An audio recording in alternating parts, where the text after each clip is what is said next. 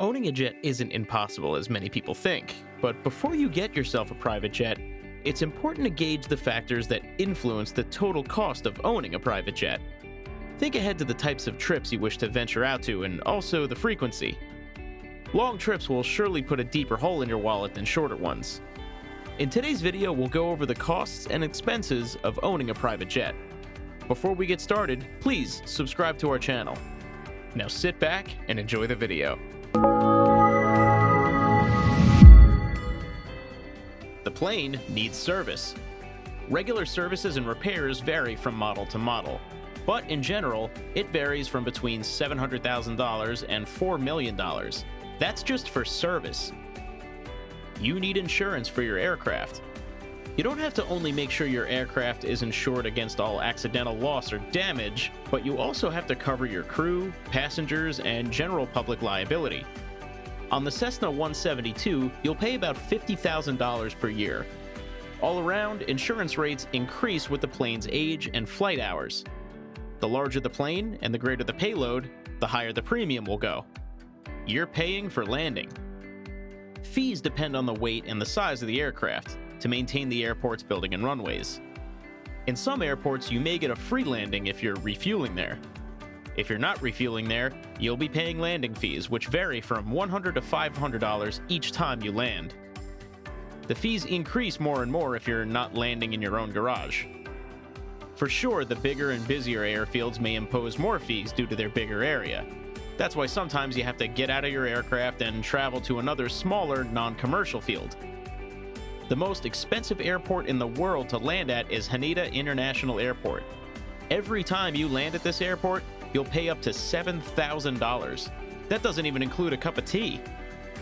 The plane needs a storage facility.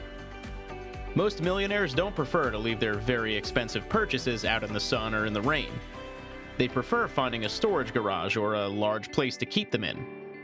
When the airports are bigger and busier, the storage prices get higher. For example, garage storage in Los Angeles may cost you around $160,000 annually. A smaller garage may cost you around $80,000 annually. Or it could be preferable to avoid all of these costs and build your own fully functional airport, just like actor John Travolta and his wife Kelly Presley did in the backyard of their home. Refueling an aircraft is different from topping off your car. $30 isn't enough to get you to your next destination. Most countries have federal aviation regulations that require enough fuel not only to get to your destination safely, but allow for extra just in case you can't land where you're expecting to land and need to fly further. In the USA, for example, that's enough fuel to fly to your intended destination, then enough to get to your declared alternate field, then an extra stash to fly around another 45 minutes at normal cruising speed. So definitely make sure you have enough room on your credit card before pulling up to refuel your Gulfstream G650ER.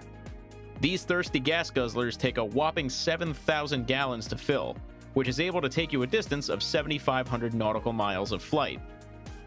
The more popular private jets hold less, but also don't go as far. For instance, the Phenom 300 holds 800 gallons and goes a distance of about 800 nautical miles. Jet fuel, like motor fuel, is priced differently at each station. It varies from $3 to $8 a gallon, so it's hard to be precise. Private jets are not cheap. Can we know the actual cost of the jets? If you want a brand new one out of the box, a popular model will range from $38 to $90 million. It is luxury for sure, but it isn't necessary to have any bells and whistles or upgrades. Planes are similar to cars. They lose a lot of value right off the showroom floor, so if you want a pre-owned one, that varies from $14 to $35 million, maybe even with some awesome added extras already on the plane. But like with any other type of transportation, this is where the outlays begin. You need a pilot for your private jet. When you consider owning a non-public jet, I doubt you're thinking of carrying your own luggage, bringing a packed lunch, and pouring your own drinks, meaning you'll need quite a crew to live the mile-high life as lush as you imagined, and airline crews do not come cheap. It's a disruptive lifestyle and requires lots of special safety training compared to your on-ground hotel cleaning. Hospitality servers and pilots also are a commodity, and this is often not something to look for in the bargain bin. the pilot and crew will have your lives in their hands, so employ them wisely. Luckily, you don't require 2 pilots by law, the same way commercial aircraft do. Now, there are 2 more costs related to crew, but we'll cover that later in the video. For now, we'll tell you, a mean private jet pilot earns a salary of $120,000 a year, and the average annual take-home of a non-public jet hostess is about $60,000 a year. When is the actual time to buy a jet? Many mixed messages are there about when it makes financial sense to shop for your own jet. It can be great to know your flight is often waiting and prepared for you to take off.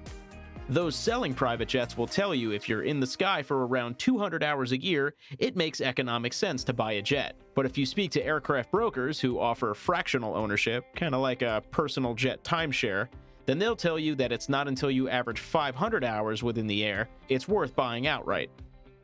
However, consistent with unbiased experts, the sweet spot is more around 240 hours spent airborne to make a personal jet an affordable investment.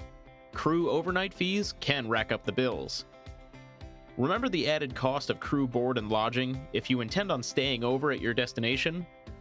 They have to be accommodated, plus the average of $75 per day for his or her out-of-pocket outlays. Overnight fees are over and above their usual day rate or salary, and in the region of $150 to $600 an evening. Plus their accommodations, ground transport, and food costs are all out of your pocket. Cleaning fees are also part of your cost. You can't take a private jet to a drive-through car wash, so think about the price of cleaning it inside and out between flights. Airports offer valet services, otherwise you can employ your own team to try and do this service for you. Number 13. What is the real total cost of the jet? It's quite hard to get it down into a precise figure, as there are such a large number of models and makes. A non-public jet will cost you around $4 million in annual costs like insurance, maintenance, upkeep, and storage, with the disbursement of about $500,000 to $1 million in proportion to how much you fly. In fact, these are just your annuals. You can splurge on anything from $15 million to $600 million on a non-public jet, then still upgrade it as you like. De-icing a jet is integral. The pilot shouldn't take off if they feel something is not right with the plane. Removing ice from the plane may be an incredible cost, and fortunately, most airports worldwide offer this service, but it could cost a lot. For sure, costs vary from airport to airport. Each time you take off or land, you're facing airport taxes. These taxes are imposed by the government and municipalities, and therefore the company liable for running the airport. Then there are usually government-imposed taxes calculated per passenger on board. Once you enter and exit, you might pay permits, taxes, and plenty of airports also charge a tourist tax. Here are some examples. Flying from Miami to Rio de Janeiro, your trip taxes are international head tax at $18 per person on board, domestic segment fees of $420 per person, and that's not counting all the other taxes and rates that we mentioned once you land. Accidents may happen. We all know those sinking, unforeseen expenses like a burst tire or a cracked windshield, and it never tends to happen when you're near your home and your local service center. These issues aren't always covered by your insurance, so you can expect to pay cold hard cash for these repairs.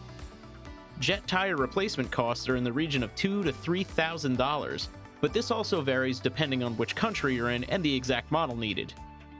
Windshields, on the other hand, will set you back $45,000 to $70,000, but again, not an area to scrimp on and compromise with quality. A ding to the side of an aircraft is different from the side of a car. When you're traveling at top speed and reliant on minor adjustments and airflow, a small dent could affect your smooth flight. You may not be able to wait until you're home to repair your bodywork, and keep in mind, you may also have to accommodate yourself and your crew while your jet's being repaired. Hopefully, you'd be able to recoup the prices from insurance shortly after all is said and done. Hey, thanks for watching our video. If our video was useful for you, don't forget to support us with a like, subscribe, and share. We hope to see you in good health in the next video.